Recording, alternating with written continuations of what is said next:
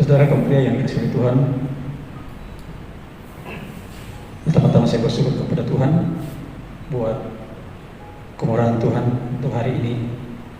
Saya secara pribadi diberikan kekuatan kesehatan, dan juga saudara-saudara kaum pria yang hadir pada malam hari ini, tentunya kita bersyukur kita masih diberikan kekuatan kesehatan oleh Tuhan.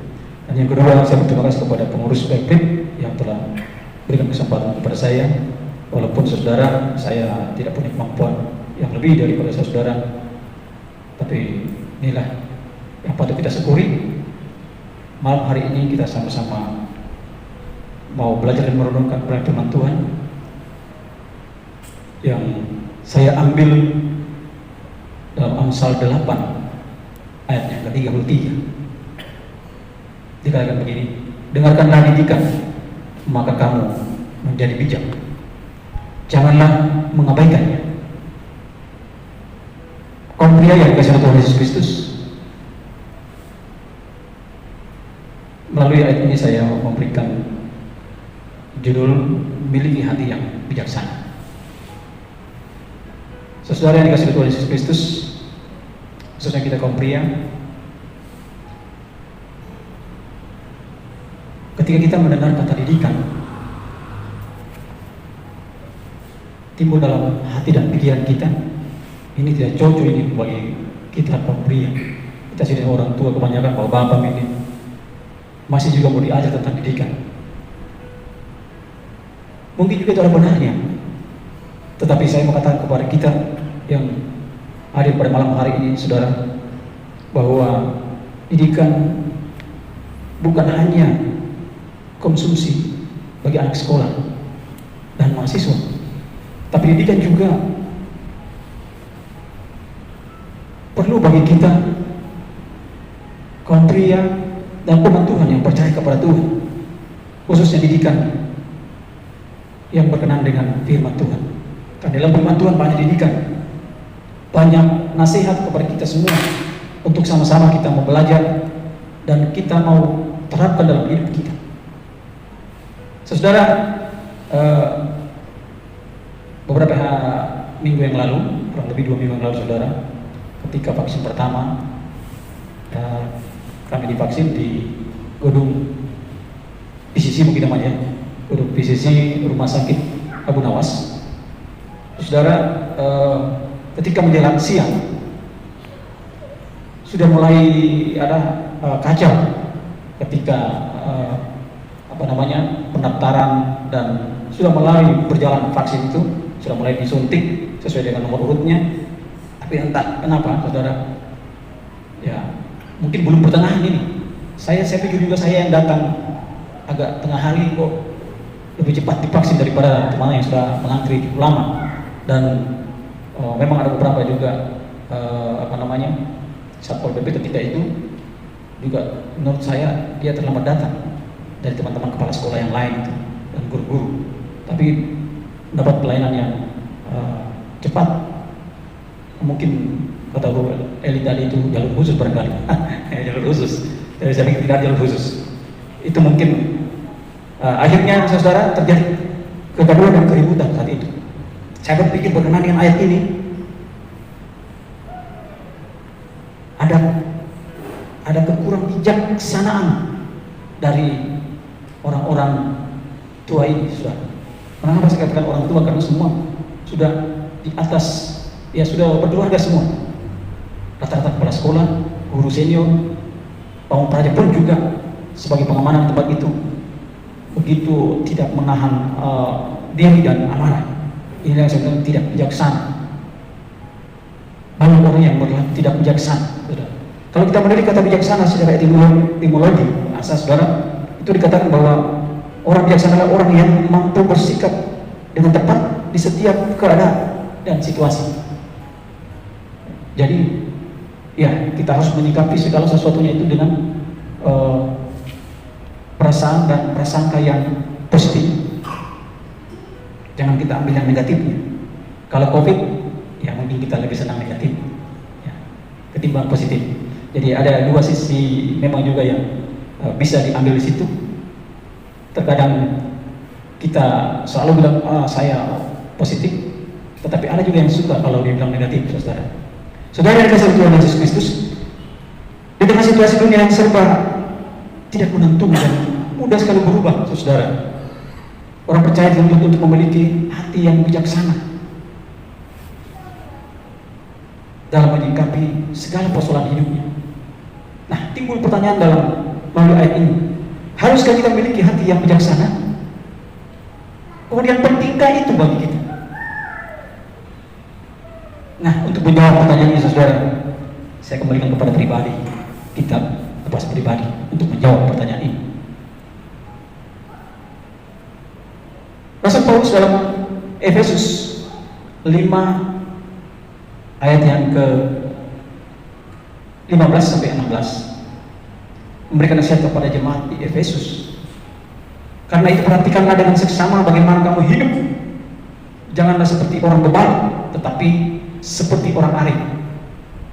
Dan pergunakanlah waktu yang ada, karena hari-hari ini adalah jahat.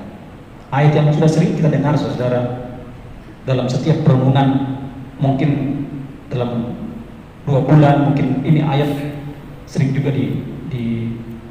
diangkat kembali.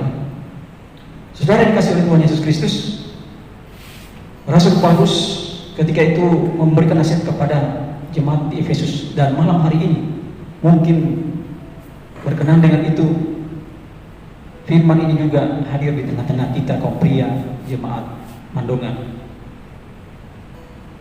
Dikatakan jangan seperti orang bebal.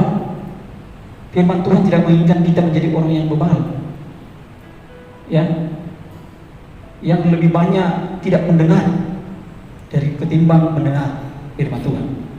Lebih banyak tidak mematuhi perintah Tuhan ketimbang kita mematuhi perintah firman Tuhan, perintah yang ada di dalam Alkitab. Itulah dikatakan jangan seperti orang bebal, orang dunia, tetapi hendaklah kita berpikir secara arif dan bijaksana. Arif dalam bijaksana dalam kita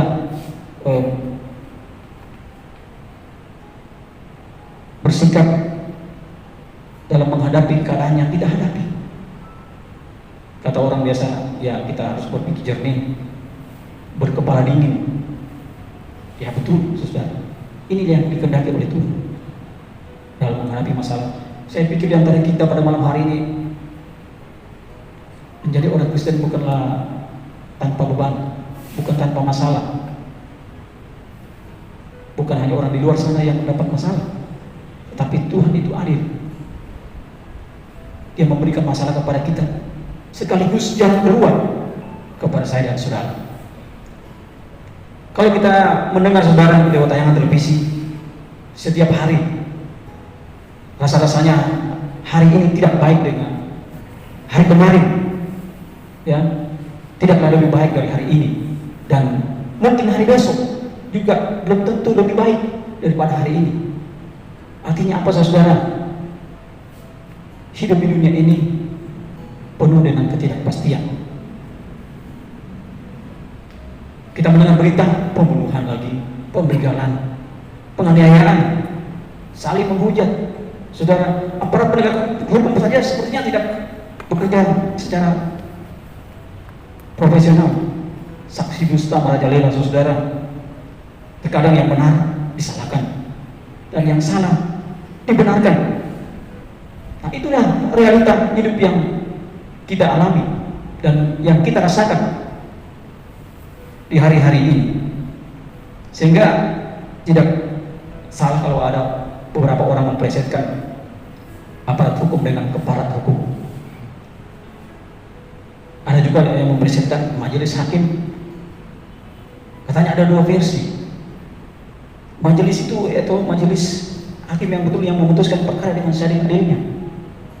Tetapi ada juga, saudara, majelis itu diplesetkan menjadi manusia jelmaan iblis.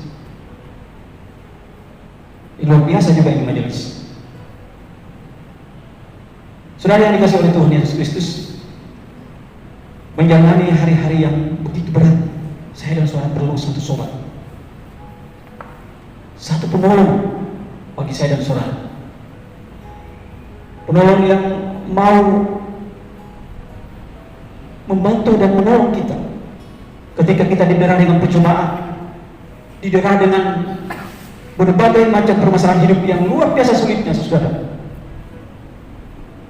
Kita butuh sahabat, dan sahabat yang setia itu hanya Yesus. Namanya Yesus. Amin.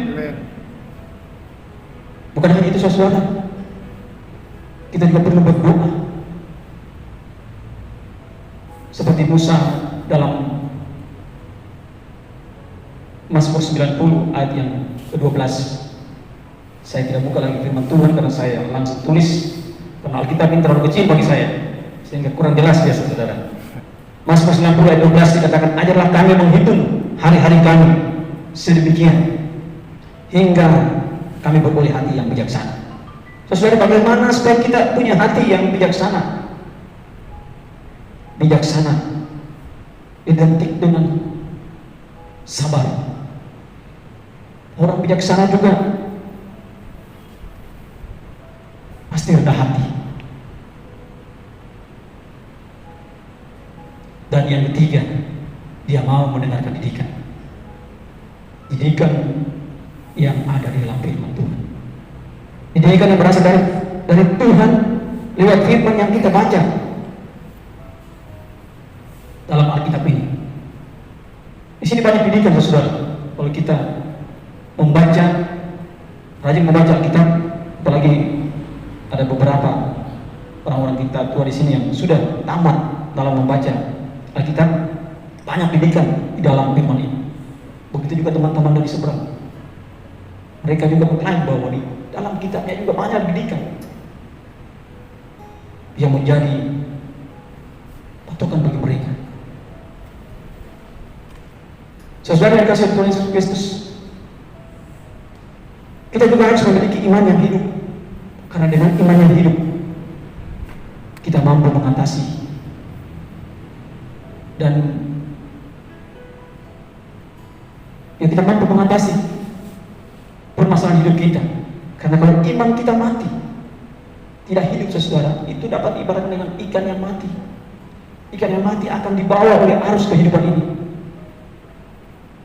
Sedangkan iman yang hidup, kalau kita ibaratkan ikan yang hidup, saudara, ikan ini dia akan menantang arus kehidupan. Dia tidak mudah terbawa oleh arus kehidupan, tetapi dia akan berjuang dan berusaha keluar dari permasalahan hidup. Malam hari ini, saudara, mari kita mau dengarkan didikan Tuhan melalui firman Tuhan lewat membaca dan mendengarkan dan merenungkan dalam kehidupan kita sehari-hari, sehingga kita memiliki hati yang bijaksana. Sebab orang yang tidak punya hati bijaksana, saudara, dia mudah sekali kecewa, mudah sakit hati, putus asa dan seterusnya. Oleh sebab itu, mari kita mau bergandeng tangan dengan Tuhan dalam menyelesaikan masalah hidup kita. Kita tidak menyelesaikan masalah hidup kita dengan otot, saudara, tapi kita menyelesaikan segala persoalan hidup kita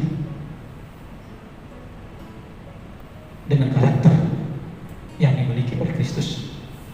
Jangan dengan amarah, saudara, karena itu bukan karakter Kristus. Bahkan mungkin saudara orang yang melihat kita ketika kita marah-marah menyelesaikan ini, saudara, ya, seperti yang saya katakan tadi, teman-teman yang ribut dengan Satpol PP di gedung PCC itu, saya katakan, saya udah bilang dengan teman saya kemarin di Perkolong, inilah orang-orang yang kira-kira ini tercipta dari tanah sengketa, karena marah-marah terus menyelesaikannya. Hampir berkelahi, saudara. Bayangkan kalau berkelahi, istilahnya bagi hambur ini para sekolah dengan Satpol PP, apa kata koran besoknya? Ini orang tidak punya hati bijaksana. Saudara yang kasih oleh Tuhan Kristus, oleh sebab itu perlu kita memiliki hati yang bijaksana. Mulai hari ini, kuncinya sabar, rendah hati, serta dengarkan didikan. Saya yakin dan percaya, saya dan saudara akan menjadi